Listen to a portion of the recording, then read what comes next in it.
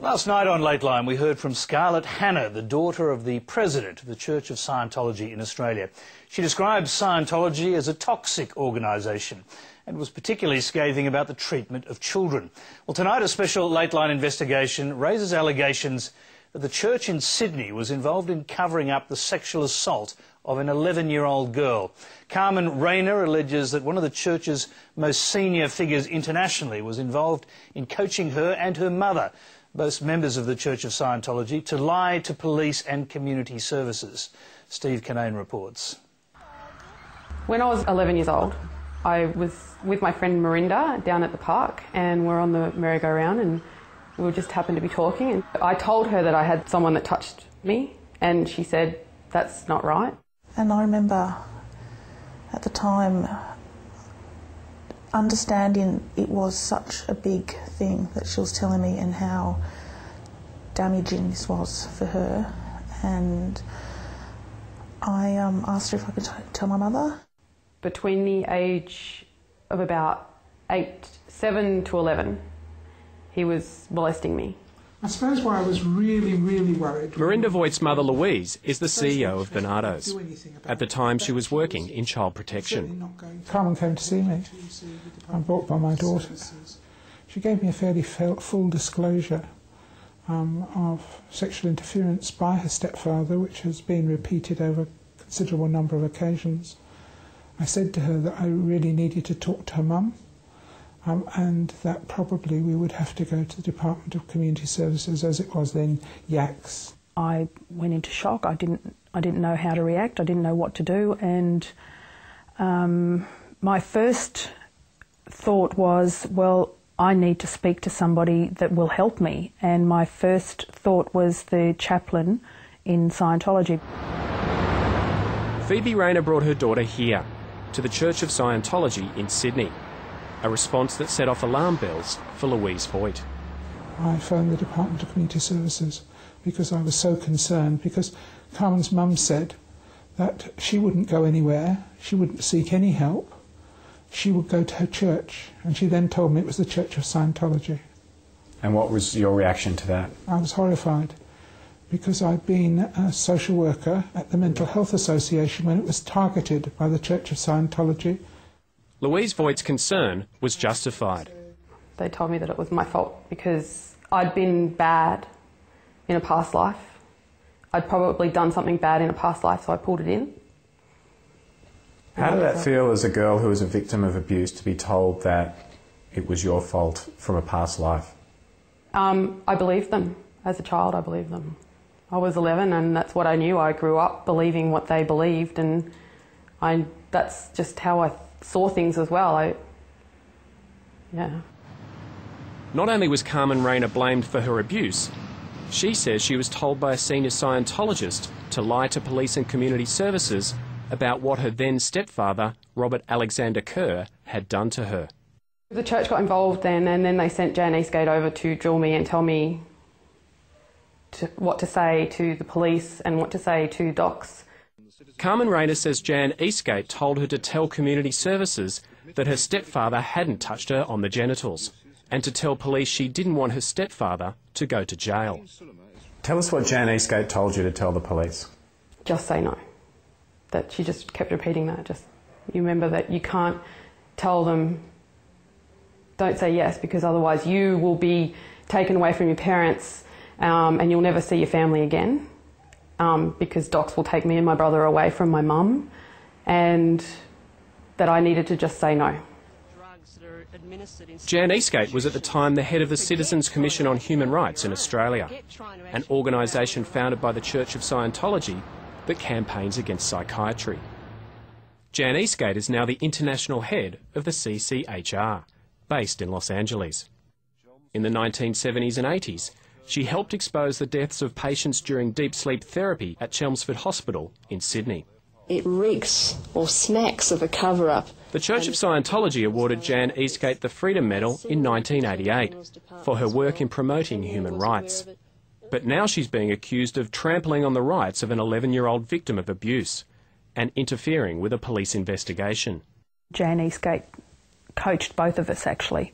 She she came to us with docs. They weren't called docs back then, but she came with us to the interview, and she basically told me what to say and Carmen what to say. And she also told Carmen to lie to the police, and I lied to the police as well because of that. Jan Eastgate has declined to talk to Lateline, either on the phone or on camera. In an email to Lateline, she described the allegations by Carmen and Phoebe Rayner as egregiously false. But Carmel Underwood, a former executive director of the Church of Scientology in Sydney, says she walked in on Jan Eastgate coaching Carmen Rayner. Well, I walked into the office, went through the hallway, and I was at the doorway, and I saw Jan there across from Carmen and Phoebe, and Jan put her hand up, a gesture to Carmen and her mother to stop talking, and I was asked to leave. And by that stage I had gathered what was going on. I knew that Carmen was being coached on what to say to the Department of Community Services and to the police. So I challenged them on that, and we had a bit of an argument, and I was told it was none of my business and to get out of there, and I didn't want to get out of there because I wanted to stop what was going on, but I was escorted out of there. Carmel Underwood says she was disciplined by the church soon after this exchange. Scientology has its own internal justice system. They refer to the Australian legal system as woke justice.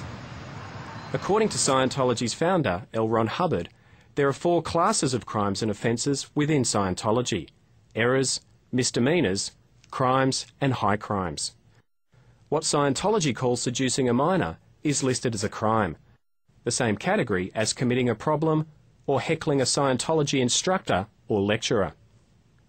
Sexually perverted conduct is considered a high crime, as is making public statements against Scientology. You're not supposed to do anything that makes Scientology look bad, and these are high crimes. Sheila Huber is a former executive establishment officer at the Church of Scientology in Los Angeles. A good Scientologist believes that if they don't do L. Ron Hubbard's Scientology, that they will permanently die when they die this lifetime and go into some dwindling cycle of getting worse and worse and worse. And the only way through freedom is through L. Ron Hubbard. So you're holding eternity over somebody. Phoebe Rayner says it was indoctrination that led her to agree to protect the Church of Scientology instead of her daughter, an act that has led to a strained relationship. Well, it would be hard for an outsider to understand why it would be done, but you are so totally brainwashed by their beliefs, by anything, and then you get told that if you go this particular way, you're going to lose everything. You're going to lose your future. Jan Eastgate denies there was any pressure from her to get involved in Carmen Rayner's case. In an email to Lateline, Jan Eastgate says, "The family asked for my help to attend their meeting with Youth and Community Services, specifically because they did not want anyone involved to be forced to undergo psychiatric treatment. It had nothing to do with the merit of potential criminal charges." Jan Eastgate and the Church of Scientology assert that Robert Kerr went to the police in 1999 at the church's insistence. Yeah, that's 13 years later. That's after I started legal proceedings. Yeah, but not at the time. No. Phoebe Rayner says Robert Kerr was told by senior Scientologist he had to go to the police only after she'd written to the church threatening legal action. Lateline has obtained a copy of Robert Kerr's police statement from 1999. In it, he admits to multiple acts of indecent assault and talks about how he avoided charges at the time of the initial investigation. "The police officer said to me I was very lucky, or something along those lines, and he left. I was never told what was said to the police, but I presume that Phoebe and Carmen somehow minimised the number of events, or some such thing." In 2001, Carmen Rayner made her own statement to police, 18 months after Robert Kerr had made his. Kerr pleaded guilty to indecently assaulting Carmen Rayner and was given a good behaviour bond. Yeah, Got your statement? got my statement. Recently, Carmen Rayner returned to Balmain Police Station, accompanied by Independent Senator Nick Xenophon, who is now calling for a judicial inquiry into Scientology. Carmen Rayner made a statement to police outlining the allegations against Jan Eastgate. Police are now investigating the matter. I try and block it out most of the time because it's not right, and you shouldn't have to do that.